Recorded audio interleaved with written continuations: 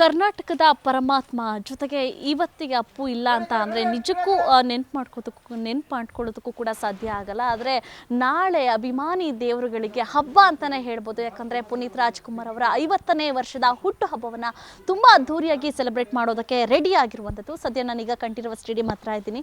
ಈ ದೃಶ್ಯಾವಳಿಯಲ್ಲಿ ಗಮನಿಸ್ತಾ ಇರ್ಬೋದು, ವಿವಿಧ ಬಗೆಯ ಹೂಗಳಿಂದ ಅಪ್ಪು ಅವರ ಒಂದು ಸಮಾಧಿಗೆ ಈಗ ಹೂವಿನ ಅಲಂಕಾರ ಕೂಡ ಆಗ್ತಾ ಇರುವಂಥದ್ದು. ಯಾಕಂದರೆ ನಾಳೆ ಬೆಳಗ್ಗೆಯಿಂದ, ಯಾಕಂದರೆ ಈಗಾಗಲೇ ನೈಟಿಂದ ಕೂಡ ಏನು ಜನಗಳು ಕೂಡ ವೆಯ್ಟ್ ಮಾಡಿ ದರ್ಶನವನ್ನು ಕೂಡ ತಗೊಂಡು ಹೋಗ್ತಾ ಇರೋದ್ರಿಂದ ಈಗ ಬೆಳಗ್ಗೆಯಿಂದ ಕೂಡ ಜನ ತುಂಬ ರಶ್ ಆಗ್ತಾರೆ ಅನ್ನುವಂತಹ ಕಾರಣಕ್ಕೆ ರಾತ್ರಿಯಿಂದ ಈಗ ಡೆಕೋರೇಷನ್ ಕಾರ್ಯಕ್ರಮ ಕೂಡ ಹಮ್ಮಿಕೊಳ್ಳಲಾಗ್ತಾ ಇರುವಂಥದ್ದು. ಹಾಗಾಗಿ ಎಲ್ಲರೂ ಕೂಡ ಕರ್ನಾಟಕದ ಮೂಲೆ ಮೂಲೆ, ಕರ್ನಾಟಕ ಮಾತ್ರ ಅಲ್ಲ ದೇಶದ ಮೂಲೆ ಮೂಲೆಯಿಂದ ಕೂಡ ಜನ ಕೂಡ ಆಗಮಿಸುವಂತಹ ನಿರೀಕ್ಷೆ ಇದೆ. ಹಾಗಾಗಿ ಪರಮಾತ್ಮನಿಗೆ ನಾಳೆ 50ನೇ ವರ್ಷದ ಹುಟ್ಟು ಹಬ್ಬ ಇರೋದ್ರಿಂದ ಕುಟುಂಬಸ್ಥರು ಕೂಡ ಆಗಮಿಸ್ತಾರೆ, ಜೊತೆಗೆ ಏನು ಫ್ಯಾನ್ಸ್ ಕೂಡ ಬರ್ತಾರೆ.